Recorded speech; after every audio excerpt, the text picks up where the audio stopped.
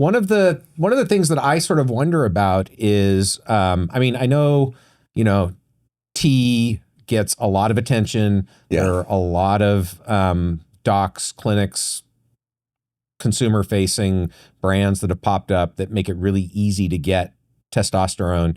But I guess one question I would start with is, like, how prevalent is it in your estimation? And so I'd wonder about this both from the perspective of the number of the patients you've got, what fraction, receive some sort of hormone care, but also just in the general population, like, is this something that most men should look at? What fraction of men probably would benefit from some sort of hormone therapy? I guess that's the question, is it something that everybody should think about? Yeah, I think it's somebody everybody should think about and definitely check out. And with men, you have this slow, steady decline. And so it's not like a quick thing with women. So it's, the American way is to kind of push ourselves through, pull your bootstraps up and get after it. But, it could just be such a slow, steady decline. And if you're interested in the longevity space, it lowers all-cause mortality if treated the appropriate way. I see. Yeah. So it's something that for most men, as we're getting older, we're going to see a decline in testosterone. That's really well established. Yeah. I think what you were saying about the American way is for a lot of men, we're not going to go out and do anything unless it becomes like a very acute problem. We're going to try to, muscle our way through it, not go see the doctor. Yeah. You and I were talking just yesterday about the fact that, we're both early 50s. I think you're 50. I'm going on 54. I just had my first colonoscopy. You haven't had your first colonoscopy. Oh, if great. any two guys should have, I know I'm putting you on the spot, but again, if any two guys should know enough to go get your colonoscopy, we should have done it a long time ago, right? So anyways, men tend to not. This is turning into a confession, Matt. So anyways, men tend to not really take action. It's a generalization, but also, I think those generalizations are based in fact. And so I think what you're saying is something everybody should take a look at. Mm-hmm. When does it get to the point for a lot of men that, testosterone has changed enough that you would want to think about some sort of supplementation or therapy? Yeah, I usually don't like to treat somebody until they're getting closer to 50, but some guys around 40. It just depends on the situation, but you got to really analyze the whole picture to make sure it's appropriate. And when would you recommend people get tested? And so let's just say, there's not going to be one number, right? It'll depend on a variety of factors, but what would be sort of guidelines people should think about when they might want to take a look and see where their testosterone is at? And then we'll talk about how they do that. I would say generally 40, because that's when you should kind of be checking all your biomarkers anyway, at least. Yeah. Just to get a feel for where that's at, because there's a lot of other things you can do to boost that testosterone without just giving testosterone. Right. But just knowing that, yeah. Yeah, and I mean, again, I didn't really start to get into this world until I was in my early 50s. I wish I knew what not just testosterone, but all my biomarkers were like in my 30s and 40s. So would agree with that. Are there symptoms that you would think would suggest that men, even maybe before 40, should take a look? Yeah, if you're having significant fatigue or you're not tolerating stress well, you're not sleeping well, it's late 30s, getting a full look at that, 35, 36, just to kind of know. Because there's other actions, again, you can take that we'll get into besides just testosterone. So let's talk about that, but let's first talk about if you want to get an assessment of your hormone health, what are the biomarkers that we should be looking at? You need to be looking at, of course, the testosterone, the total testosterone. People will throw around that number, but it's important to get the full look. So that would be your albumin, your sex hormone binding globulin, and then your free testosterone, which is your active testosterone. The majority of it's bound up, right? Right. And then the active is that free testosterone that you really want to hone in on. And then, of course, BMP, you need to get a CBC, you need to get, thyroid testing and all the other things as well. independent of the hormone direct measurements. Yeah, and looking at insulin resistance and all these other things too. For metabolic health. Yeah, And, so just to take people through the 4 that you mentioned. So there's total testosterone, sort of self-explanatory. Free testosterone is going to be the active molecule that's not bound up, right? Right. And then albumin, because the protein that binds testosterone also binds albumin, right? So sex hormone binding globulin, SHBG, will bind both free testosterone and albumin. So then it becomes bound testosterone or bound albumin. So is the blood measurement for free testosterone, is that a direct measurement, or do you need to know albumin and SHBG to do a calculation of free testosterone? Yeah, I think it's a calculation actually that they make. Okay. And then what about LH and FSH? Yeah. Do you recommend measuring those right off the bat, or? Yeah. Okay, so that would be in the panel. Yes. Yeah. Okay. So if somebody's going to get their own labs done through Ulta Labs or whatever, I would get all those. And definitely, LH and FSH, I left those out. And so those two, that's luteinizing hormone and follicular stimulating hormone, and those are both produced by the anterior pituitary, and they act to signal production of testosterone in the testicles. Is that right? Right. The LH stimulates the Leydig cells, and then the FSH, Sertoli cells and that'll be more sperm production and testosterone production. Yeah, LH will be more related to testosterone production from the from Leydig cells. Yeah. Okay. And so what are the patterns we're looking for then in those biomarkers? So again, I think, total testosterone is the one most people, like if you were to just go to a doc who really didn't know much about hormone health, they would probably just measure total testosterone and leave it at that. It's sort of self-explanatory. Why is that not sufficient? And again, maybe it's obvious, but let's just state it explicitly. Why is just measuring total testosterone not enough? Because you're getting a tiny, tiny fraction of the whole picture. And if you're basing your treatment off that, you're not really treating the issue. If you've got somebody who's got a elevated SHBG or their free testosterone can be much better. I've had other patients that have their testosterone is somewhat a little bit on the lower side. Total testosterone. Yeah, total, but their free testosterone is not so bad. Right. And free testosterone is the active form, right? Correct. So that's what you're really interested in. Yeah. And then what do FSH and LH tell us? It tells us the central activity of the brain, what's going on. If in a situation that your testosterone is not is low and your LH is low, you can tell that there's something going on in the brain that maybe it's not stimulating enough testosterone production. Yeah. So I mean, I guess it's a question of, if you are low in testosterone, is it the production in the testicles, or is it the signal to tell the testicles to produce testosterone? Correct. Right? Yeah. Primary and secondary. Right. So primary is failure to produce sufficient testosterone in the testicles. Secondary is a pituitary issue not telling the testicles to produce enough testosterone. Yeah. So that's primary hypogonadism, secondary hypogonadism. Yeah, primary you can have a normal or elevated LH, but testosterone production is just not happening. Right. So your testicles are just relaxing, taking a break. Yeah. Or spent out. So we'll come back and talk about those two conditions. So that's probably going to be the majority, though, of men who end up on testosterone therapy have either primary or secondary hypogonadism. Are there other conditions where you would be deficient in testosterone that are significant, or does it really almost always fall into one of those two categories? Usually falls in one of those two categories, and you got to figure out why, what's causing that, what's the root cause there. Yeah. So one question that I've got is, we can measure total testosterone, we can measure free testosterone. It seems to me from looking at the reference ranges, like they're huge, right?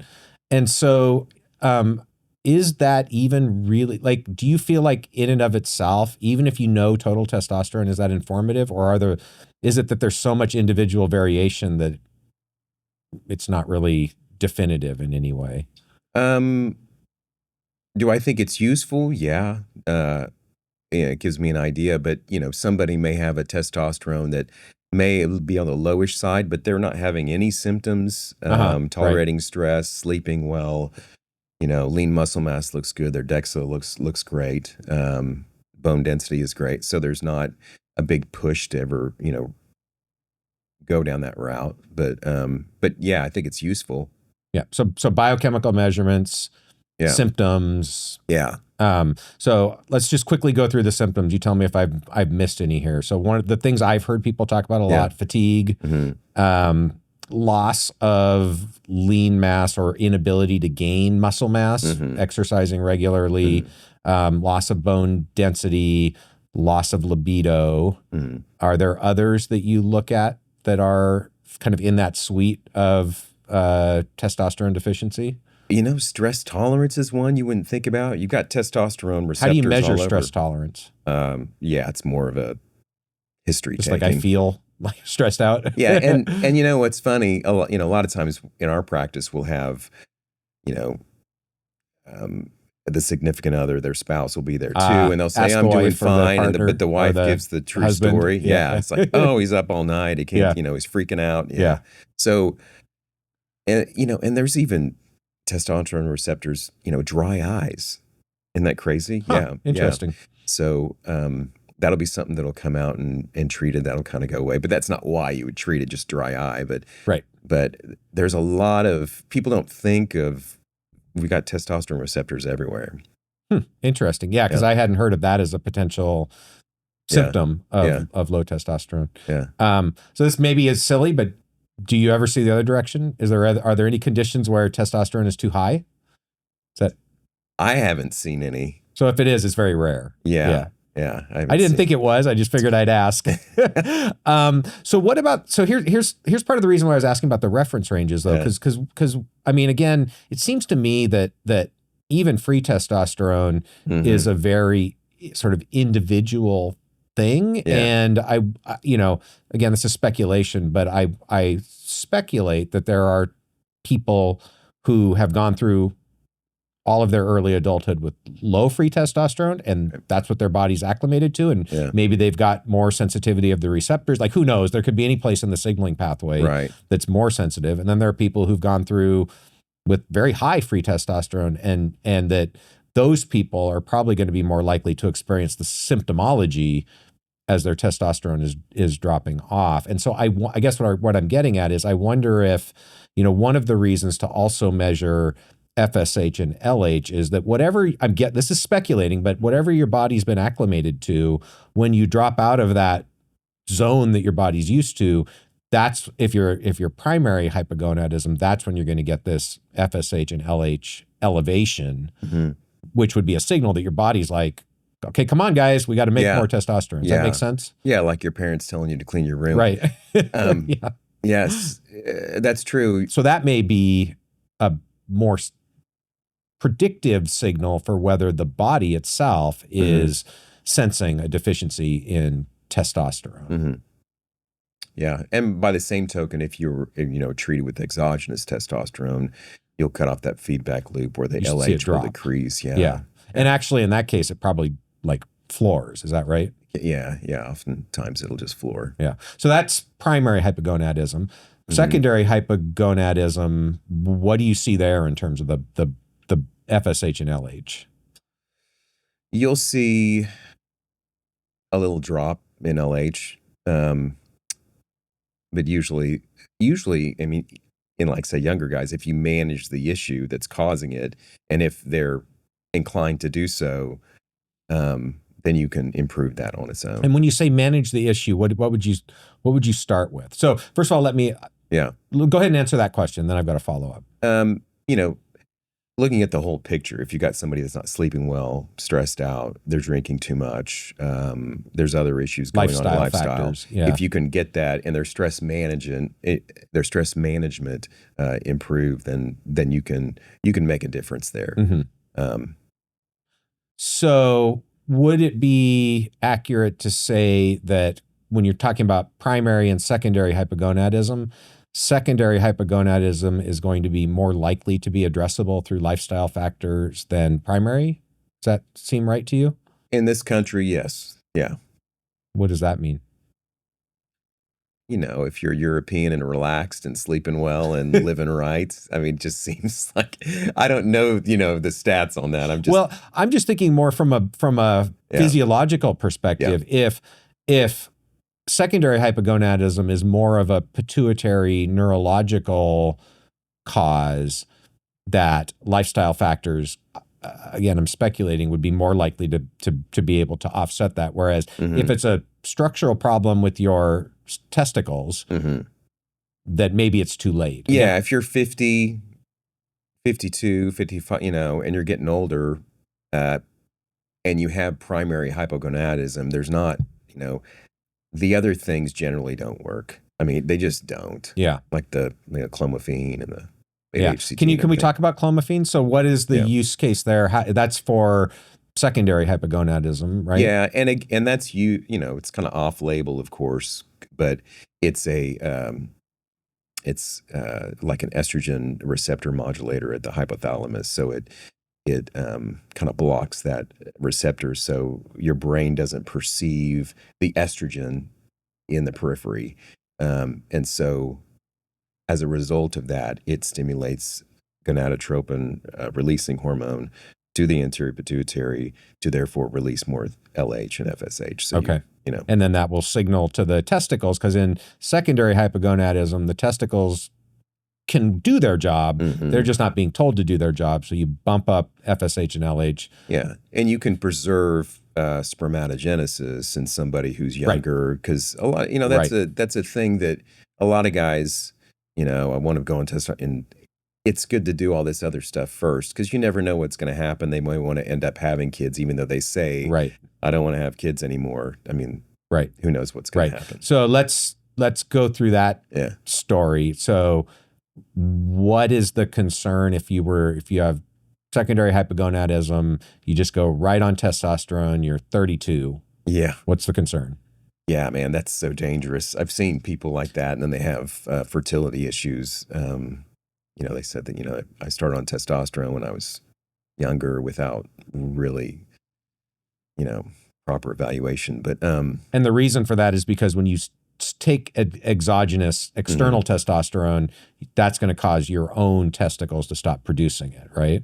Yeah, you cut off the feedback loop, right? So you have the exogenous testosterone, and then the LH bottoms out, and after a while, you can't recover from that. So if you stop 2 years down the road or whatever, the LH doesn't bounce back up. So I've seen, and it's both FSH and LH, right? So you actually end up with long-term deficiencies in both testosterone and sperm production. And obviously, if you're not making sperm, you're going to have fertility issues. Correct. Yeah. Got it. Yeah.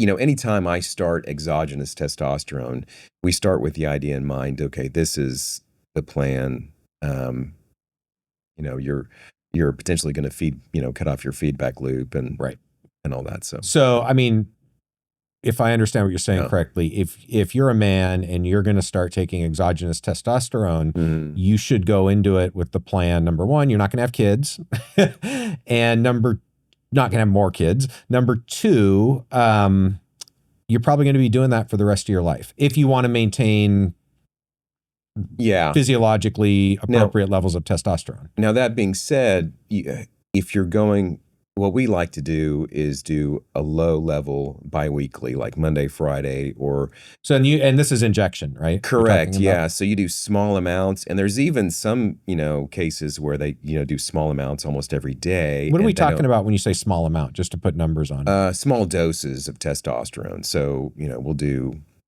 50 to 100 milligrams per dose, like twice a week. So Monday, Friday, Sunday, Thursday. But if people are doing heavy doses once every week or once every 2 weeks, that's a big hit. And then it'll, you know, cut off that feedback loop quicker. But there's even, and also you get big spikes and then tails off, right? Yeah, which isn't physiologic, Right. So it's better to do twice a week. But there are some cases, not any of my patients, but where guys have done really tiny amounts daily, Mm-hmm. which would kind of be cumbersome, and they don't. You could in principle. Yeah, and they don't, bottom out that LH FSH response.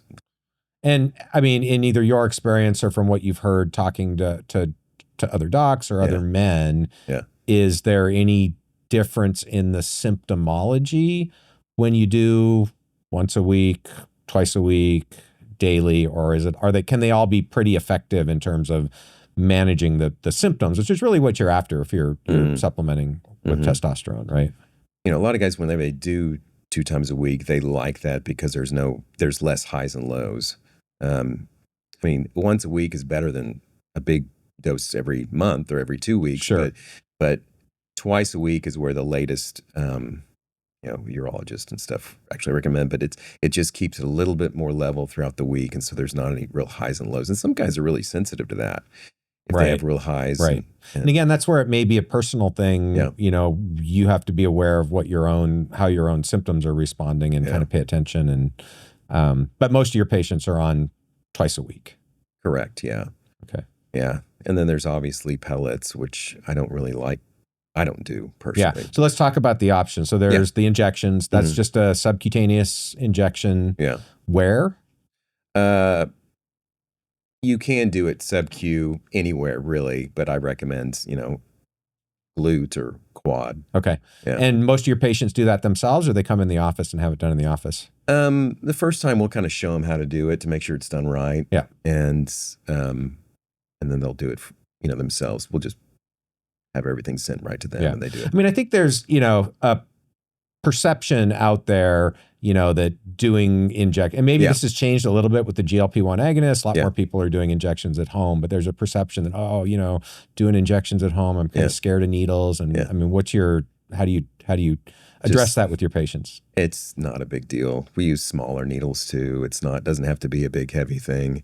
And there's been a lot of scare around it, but all the literature shows, if you're the right candidate and everything, you're lowering all-cause mortality. It helps lipids, helps insulin resistance.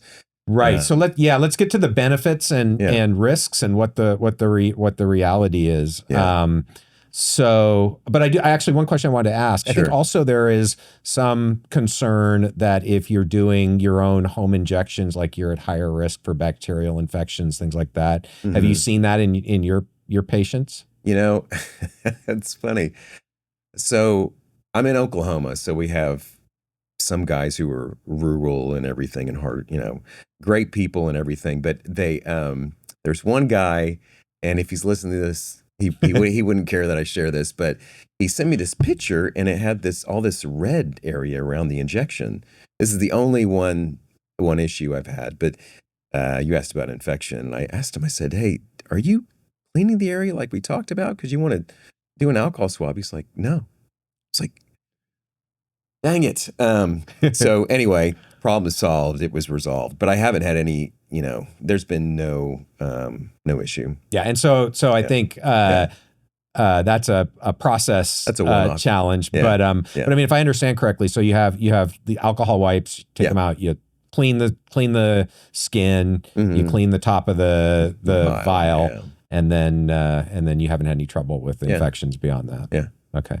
Yeah. Cool. So let's talk about pros and cons in your experience. Let's start with the cons, because I think there are probably maybe some real cons, and then there are things that are perceived as risks. Yeah. But the data don't really back it up as risks. So I think the perceived risks with testosterone, and you tell me if there's any I'm missing, but there's concerns around cancer, particularly prostate cancer. I think people would point to. Concerns around mood change, testosterone rage. Like, is it going to make me, a raging, Hulk monster? Right. What are the other? I mean, in men and in women, I know women are concerned about like hair growth and things like that. Men probably not, but that is something too. Hair growing in places you wouldn't normally have it grow. Acne, maybe. Are there others? I'm not. And then of course we talked about the sort of long-term loss of fertility, long-term loss of ability to produce your own testosterone or sperm. Anything I'm not thinking of that people talk to you about that they're worried about when you have this Yeah. conversation? Hair loss. Oh, hair loss, of course. Yeah. Of course, I started losing mine in my early 20s. Has nothing to do with anything we're talking about. But yeah, the DHT, and it has to do with the DHT receptor. I mean, everybody's. So let's start with that one. Is that manageable? Yeah, you can. So what converts testosterone to DHT is the 5-alpha reductase enzyme, right? So you can block that by certain things. There's also, saw palmetto, which is a supplement, which is a very loose. Does that really soft work? blocker. Well, it's not as good as like finasteride or dutasteride. Which there's some concerns around those drugs. Again, True. That's probably a different conversation. But I guess I would just wonder, like, what is your stance on finasteride, dutasteride, the concerns around the potential fairly low frequency, but fairly high impact changes in mood, depression, suicide risk, things like that? Well, I mean, in relation to testosterone, I don't think it's that big of an issue if you treat low and within physiological levels and aren't shooting them up. People come to me who've been treated at other clinics and they come in with really astronomically high levels. High levels of testosterone? Correct. Yeah. Okay. Yeah. So it's just dangerous. So which brings me to the point of, if you ever do get treated, wherever you're getting treated, you always need to get checked at least in 8 to 12 weeks to make sure you're dialed in correctly. And there's a little bit of a tangent, but since you brought it up, how do you know? How do you know if you're dialed in correctly? What does that mean? By checking the level, to make sure that your free T and your total T are within physiological ranges. You don't want to exceed that. But, because like you said, total testosterone, the range there is like, 200 to 800 and something, right? So it depends. Yeah, I mean, Quest and LabCorp might be a little different. One of them, I think it goes up to 1100 even. Yeah, I believe it. But so we have people who've come in, first-time patients, they might have a testosterone level of, 3,000. Oh, jeez. Yeah, I know. And I'm guessing some of these other side effects are higher risk once you get to those sorts of levels. So some that I'm thinking about, I mean, that came in, they had hair loss and everything, felt great and all that stuff, but it was just too much. So your feeling is that for the majority of men, if you get your dosing right, you can alleviate the symptoms and potentially get benefits in terms of risk for, osteoporosis and things like that, frailty, without having a significant hair loss risk. Is that what I'm understanding? That's been my experience. Okay. Yeah. If you're not over-treating. But some people, I'm guessing, are going to be sensitive and more likely to have hair loss. Yeah. So if that was the case, so you've got, the finasteride approach, right? Which we didn't really get to. I guess the question just would be, like, is it your feeling that there is a use case for finasteride in some men taking testosterone, or are there other approaches to address the hair loss? Yeah, I've got, and they're now doing that topically. You can actually get it topically. So I have a few of our clients that will use topical on there as well. And the idea there is you have local delivery to the hair follicles without getting the systemic effects, which could lead to some of the undesirable side effects. Okay. So that's hair loss, real, but probably not as big a problem as perceived if managed correctly in terms of the dose of testosterone and maybe the frequency of dosing, I'm guessing. Right. What about mood changes, personality changes? If it's in physiological levels, you just don't need that big of a dose. It's just a small, whenever, and people come in just on higher doses than they need. And you don't need that to get all the benefit and without all the side effects. So, but yeah, that can be a problem if you're, but I haven't seen any of that in our people. Okay. So again, probably inappropriate dosing in most people as opposed to a really significant concern. Cancer. What about cancer? Because I know this is a boogeyman that a lot of people are really concerned about. And this is, the same thing's true for hormone replacement therapy in women as well. But let's talk about in men specifically, like, what is the evidence that hormone supplementation is a significant risk factor for prostate cancer or other cancers? If treated physiologically, it's not I was researching this and trying to find, some information on true causes of, if it really caught. But if you're treating at physiological levels, low levels, and you're appropriate, it's not really not a risk at all. And Abraham Morgenthaler talks about that in his book a little bit, Testosterone for Life, which we talked about, which I Testosterone recommend. for Life. Yeah, I haven't read it, but I'm going to. It's a good, easy read, and it gives a lot of great information. I recommend it to anybody that we're actually considering starting on testosterone. But we'll put that in the show notes as well. I mean, it's worthwhile. I'll throw them up. Yeah. So no real prostate cancer risk. Other cancers? Is there anything to be concerned about? There is. You got to keep it in mind because it's such a touchy situation. So of course you're going to monitor. Yeah. You do want to monitor. You want to evaluate, examine the patient, follow the PSA, of course. What about benign and free PSA prostate hyperplasia? Right? Is that something where there is a higher likelihood when you go on testosterone in your experience? Have you seen that? I haven't seen that yet. So again, maybe it's a dose thing. This is where I think a lot of this gets confusing, right? Because so much of the literature suggesting negative health consequences from testosterone come from super physiological doses, often used in, for performance enhancement, right? In, weightlifting or other bodybuilding. And so then the question is, if done appropriately, in physiological range, what does the actual risk profile look like? What about heart failure? Is there anything there? Cardiovascular disease actually lowers the incidence of cardiovascular disease. I was looking at all-cause mortality and ASCVD and they took men without and with, and they took out information as far as if they were smokers and all the other confounding things. And if you have that free testosterone within physiologic range as opposed to being bottomed out, was that comparing men who had gone on testosterone replacement or just across the population? Okay, so this was not just saying across the population normal testosterone versus low testosterone. This was actually supplementing back up, showing a reduction in cardiovascular risk. Well, that's interesting. And then I think you said something about all-cause mortality as well. So there's evidence that testosterone therapy, again, within physiological range, may have some benefits for all-cause mortality in men. Yeah, they took, I think it was like 11,000 men or something. Wow. I was looking at one article. I'll need to let you look at it so you can tear it apart with your scientific. Maybe we'll do a journal club on that and see see what's real. But I mean, again, that's going in, I think, the opposite direction of what a lot of the concerns have been, right? And it's an experiment that hasn't been done, but I'd really love to see it done, is because in laboratory animals, in mice, there's a decline in testosterone in male mice with age as well. Would be really interesting to know, if you were to supplement that back up, what would the effect on health span metrics and longevity be?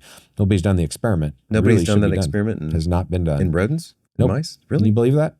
Super low-hanging fruit, obviously important. Yeah. Not done, at least to the best of my knowledge. If anybody knows that experiment's been done and you can point to the paper, please put it in the comments, because I'd love to see it. Wow. That'd be a cheap experiment though, wouldn't it? Well, relatively, yeah. And I mean, so that was proposed for an mouse interventions testing program protocol.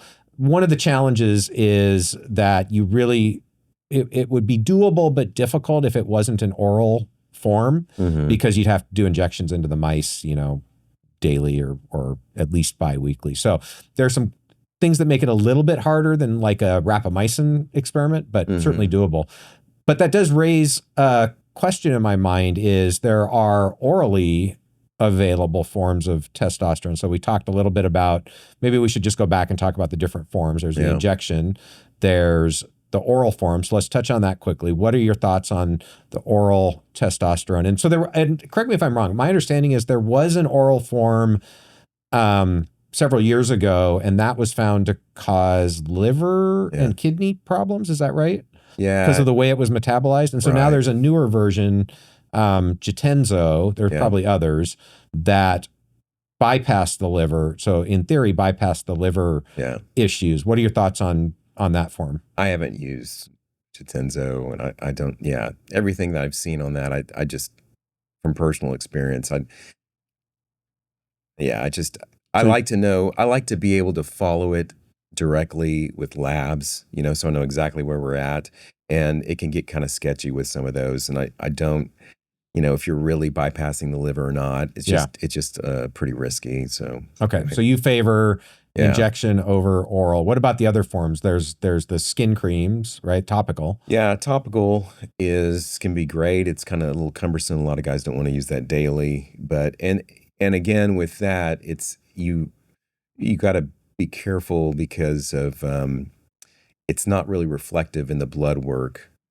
Like if you've got somebody on a good dose of that, they may feel great and have all the benefits, but their labs don't show a real increase. Is in my I wonder experience. why. That's Yeah, interesting. I don't know. Yeah. I don't know. One of It the just other doesn't things translate into blood. One of the other things that I've heard Yeah. is that with the topical form, so that's also commonly used in women, Sure. who are on hormone therapy, Yeah. but at much lower doses. So in men, if you have a female, partner or spouse and you're putting it topically, that sometimes they can get Yeah. exposed to Yeah. much higher doses, and it can actually masculinize the woman just being exposed secondhand to the topical in the men. And I do like if I've got a woman, that'll be my first choice, topical. Topical. Yeah, it just works really well. But you're absolutely right. You have to worry about transference. So Right. where you put it, when Right. when you're in contact, all that stuff. Right. And then pellets, I think was the other one you mentioned. Yeah, and there's some great options for pellets. They're very convenient. And that's but- you have to go into the office and get that inserted. I Yeah, assume. and they've got some nicer ones that are very small and work really well. I don't use them I don't administer them because I like a steadier level. Yeah. With the pellet you get a nice high and everything, but then it'll bottom off. And how long do the pellets last? Yeah, you have to get them redone like every 3 months or so. Okay, so the convenience there is that you just go into the office, they insert it, and then you're good for 3 months. Okay.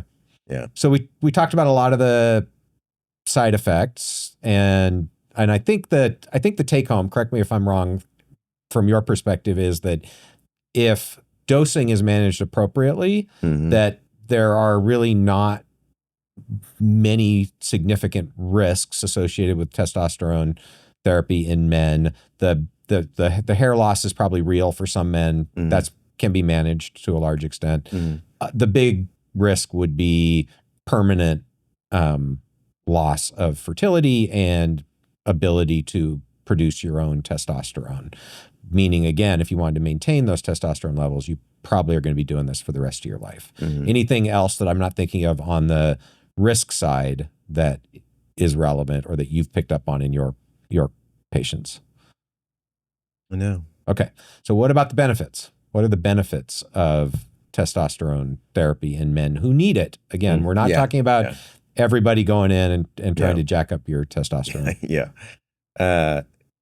If you're looking at all these things that are really fundamental with longevity and aging well, it's got to be something you look at and consider. Yeah. So when you talk about lean muscle being the currency of aging and all the way that it's beneficial to you, I mean, this is going to play a part in that. Yeah. Ability to build muscle and maintain muscle as you're getting older. Sure. Big, important benefit. We were from talking testosterone. Stability and then decreased risk of fall, all the other things that would feed into. And bone density too, I assume, is going to go along with that. Maintain bone density. Yeah. Improvements in libido, if that's one of the symptoms. That's one of the things I've talked about the most. Sleep quality. Yeah, absolutely. You wouldn't think that. A lot of people don't think about that, but you've got testosterone receptors in your brain. I mean that ability to handle stress, it can play a part. So if you have somebody, a man that's really deficient, a lot of times they aren't handling stress. When you think about, the midlife crisis and everything, in your late 40s or whatever, that can be part of it. Yeah, I was going to ask, I was going to ask about depression next, but I think more broadly speaking, sort of emotional health, mental health. Yeah, anxiety. I see that all the time. Guys in their late 40s, they come in, first time client, and they, they're checking everything out, and they're, whenever they're talking about their health issues, it's just they don't tolerate stress well. There's a lot of anxiety going on in the world right now, and and I don't know if that's something new for now, based, men that were 20, 30, 40 years ago, but Yeah. it just seems pretty predominant. What about metabolic health? Does testosterone have an impact there? Yeah, when you talk about insulin resistance, it'll help with that. Actually, lowers inflammation too. But yeah, I've seen it improve insulin resistance too, because we'll obviously follow people. And lipids, I think, is a really interesting one. I think, again, the perception is that testosterone therapy in men causes lipids to go in the wrong direction. So HDL to go down, LDL to go up. Has that been your experience? I've seen lipids improve, and I was doing, I had a patient that I told you about earlier that went to another physician, actually a dentist, I believe, or a maxillofacial guy, and they were talking about his lipids for some reason. He said, kind of correlated that to testosterone, but I didn't see anything in the literature. I was, just making sure that there wasn't anything new that I didn't know about, but it's quite the contrary. It actually improves lipids. Everything else being equal. And again, I wonder if this is to some extent a dose. And also, I wonder how much of that is directly due to the testosterone versus if you have been deficient, you now fix that, you feel better, you're more active. All of these things obviously are tied together. But again, nothing in your experience that says that lipids are likely to go in the wrong direction. And that would also fit with potentially a reduction in cardiovascular risks and all which of is that. all related to insulin resistance and lower, control. Right. And you mentioned this earlier, but I just want to come back to it is I think you said the way you like to do this is, you have somebody come in, you're going to get the blood work. Define what's happening. Is it primary, secondary, how far out of range? Put somebody on a starting dose and then measure again in 3 months. And is that sort of the cadence that you go with your? Correct, 8 to 12 weeks. But yeah, the first step's most important. Decide if they actually need testosterone. Sure. And then make sure they understand the risks and benefits. Make sure that we're, that they're. You never want to twist anybody's arm to do it. Like I told you before, I had a patient that came in with that Costco magazine to say not to use testosterone. So there was Yeah. And I have no idea why Costco magazine is writing a scare story on hormones, but it was just like one liner. There were like different things, and it said, Yeah. How do you, because I think that's interesting because again, there's a lot of information out there on both ends of the spectrum.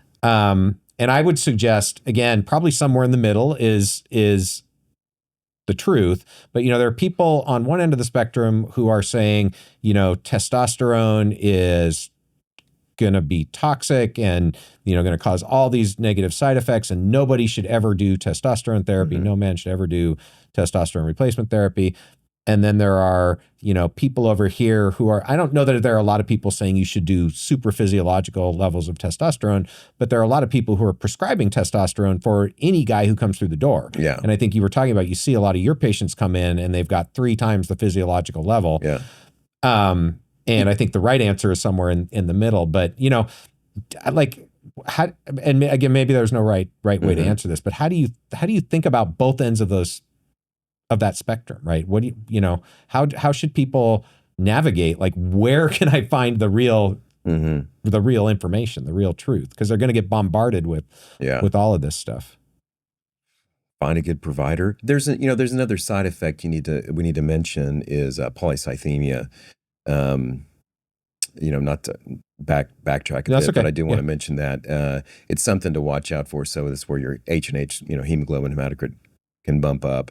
And it's usually with higher slug-like doses. If you're doing biweekly lower doses, that's usually not a problem. I see. So if you get a really high level of testosterone, that can happen. And what do you do in that case? You can, if it's really high, you need to consider a therapeutic phlebotomy. Okay. So where you give blood. Yeah. Yep. But that's sort of an acute treatment response. Yeah. And then you're saying usually if you switch to a twice weekly dosing or some lower dose, that side effect will go away. Yeah. But it's not something we routinely have to do in our practice because the levels are just dialed in. Yeah. What ballpark, like what frequency would you say that happens? Is it 1 in 10, 1 in 50, 1 in 100, less than that? Total ballpark. I'm just trying to get a feel so that people understand, like, what's the likelihood of that actually happening? You know, if you're physiologically treated, you're doing it 2 times a week at a low level, I don't have anybody that I've started on testosterone that we have to do that. Okay. I have one guy that's come to me that's already been on stuff, and I see. He's a different bird altogether. Yeah. But okay. yeah. So let's go back to the Costco magazine discussion. No. I don't want to bash Costco magazine, but I love Costco. Yeah, I do too. Yeah. Well, I at least like Costco, except when it's really, really crowded. Yeah. There are these very dogmatic people out there, these medicine 2.0 or 1.5 people out there who are like, we shouldn't fix the problem.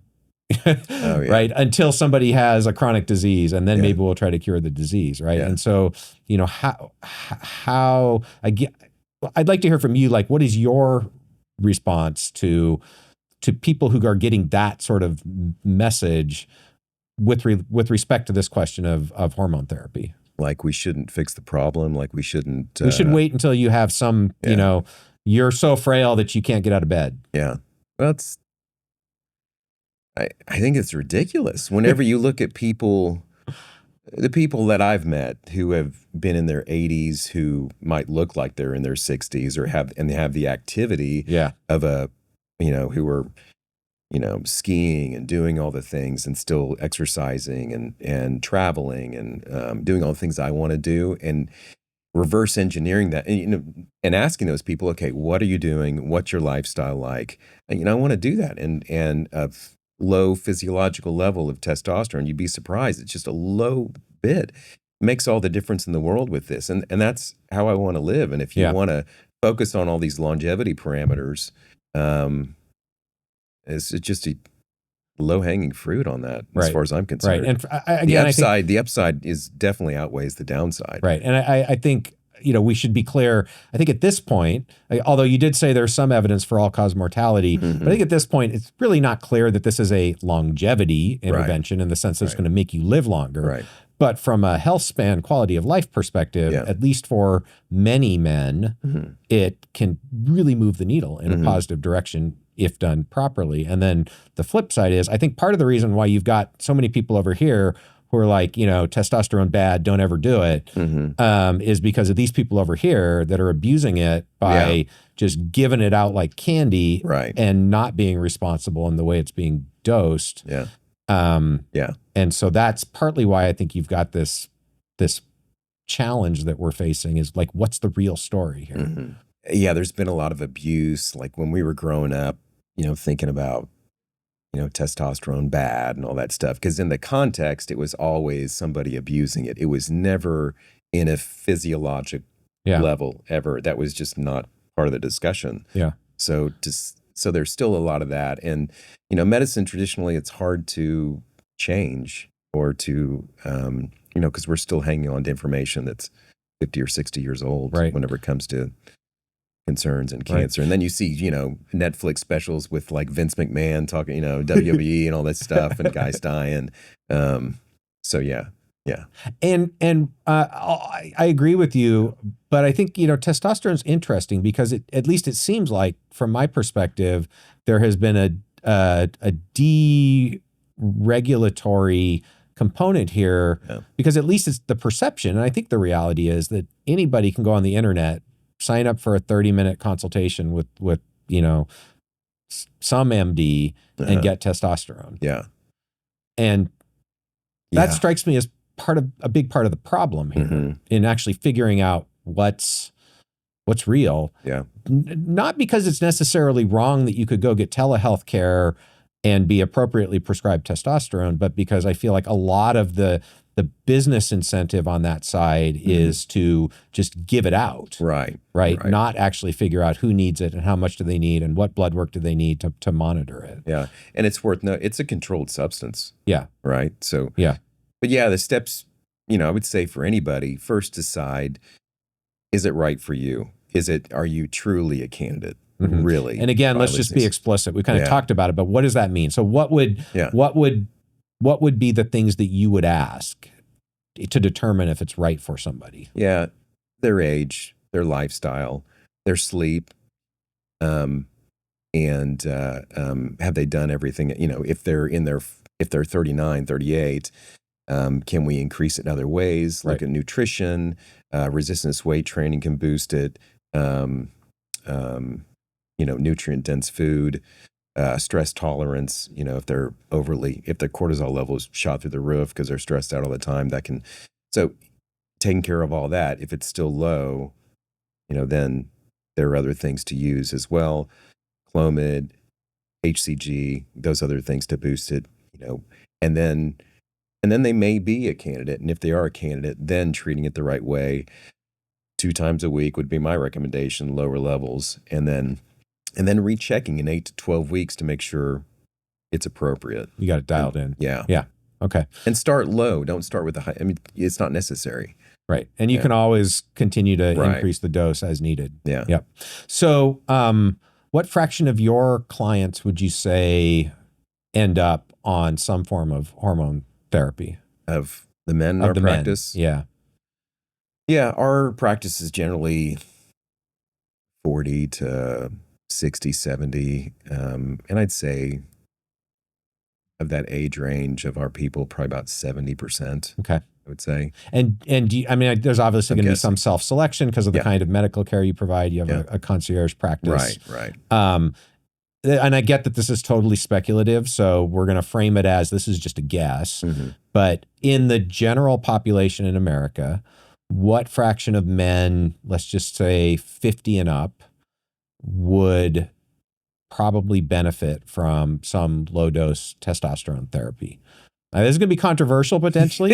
But I think, look, let's just give the honest opinion, recognize the speculation. But I mean, is it like, I'm wondering, and I've got my own opinion, not being a medical professional, but I'm wondering, we're talking 10% of men, 50% of men, 80% of men? Like, what are we talking about here? Okay. I may regret saying this, but I would say it's on the higher range, like 80%. Yeah. You see a lot of, it's, like I've got a guy in his early 40s who is osteopenic, would have never known it. Great guy, in pretty reasonable shape.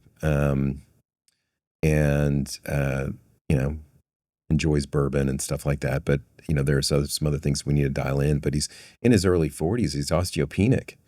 And he would be one that I'd really consider. We need to get us. I mean, we haven't done it yet. We're trying to do all the other steps, but it's a heck of a lot easier now to manage that osteopenia now than whether he's absolutely in his 60s. So, and he was shocked. It was his T. I mean, it was not T score, the Z score, for bone density. Yeah, for bone density on the DEXA, but and it's like 80% or more, it needs to at least be addressed or managed, whether it's with exogenous testosterone or not. Yeah. I mean, I think I would probably be in the same ballpark. I think, obviously there's an aging component. So I would say, at least 80% of men at some point in their life would benefit from hormone therapy, right? Yeah. And is testosterone alone the optimal hormone therapy? Who knows? But that's something we know actually moves the needle right now. And so, I think my sort of take home is this is something every man should be paying attention to. Yeah. And I would say every man, like if it wasn't for the fact that we have this huge healthcare disparity where some people can't even afford basic healthcare, every man sometime in their 40s should get the limited set of biomarkers we've talked about and know where you're at. Yeah. And there's probably, and again, this is getting complicated because a huge fraction of the American public has, metabolic disease, which is going to increase your risk for deficiency in testosterone and all that other stuff. I wouldn't be shocked if half the men in their 40s are deficient in testosterone these days. Yeah, I'd agree with that, if not more. Which would suggest that half the men in their 40s or more are going to benefit from testosterone therapy of some sort, right? So it's a big number, I think, is the take home, and it's a tiny fraction that are actually getting appropriate care, right? There's some that have been scared into thinking that they shouldn't do this, or they're just being, stereotypical men and not addressing the problem until it becomes such a problem. or they're getting crappy care and just being given, testosterone without paying attention to the biomarkers and what's actually going on. So we need more people like you that are doing it the right way to actually, help people address this in the manner that's going to give them potentially the biggest benefits with minimizing the risk. Yeah. And it's just one big tool in the toolkit, but it's one of many things. I mean, I think that's one of the things that I have sort of changed my feeling on in the last several years is, when you think about the levers you can pull that actually have a big impact, right? We know diet, exercise, not smoking, not drinking, improving your sleep quality, again, obviously tied together, improving your relationships. And then when we get into medications, I think hormone therapy is like one of the biggest, unless you've got a disease that you need to treat, or metabolic dysfunction that's pre-disease that you can treat. Hormones they move the needle for a lot of people. So that's really something that should be more attention should be paid to in a responsible way. Yeah. Cool. Any final thoughts that you want to add? I think we've done this topic good service. I hope so. Yeah. Yeah. It really is a game changer. I hate that word, but yeah, I can't tell you the number of people. I have one patient who came to see me, a new guy, was with his other physician, and he said he was just feeling weak and tired and wasn't sure what the deal was, wasn't getting enough rest at night, even though he was trying to dial in all the other lifestyle factors. So he came to see us, and we, managed some other things, but this was part of what we did with him. He's our age, total different character, and we got it dialed in perfectly. And I mean, I think that's one of the things I've seen. And again, you take it for what it's worth, but when you meet enough people who have had this experience where when this is done properly, both men and women, and I've met a lot in the last couple of years, when this is done properly, it is life-changing for people. Like it is completely turns around their quality of life. So that's what I mean by I've come up to the conclusion this is a big lever that we should be pulling but it needs to be done well, and it gets mismanaged a lot. Maybe that's the way to say it. So just be sure and follow up, check it again in 8 to 12 weeks. That's really important. And so we'll put links to like the biomarkers that we talked about. Obviously, finding a good doc is challenging, but we'll put a link to Kevin's website. So if you're in Oklahoma City, you should definitely check Kevin out. He's fantastic.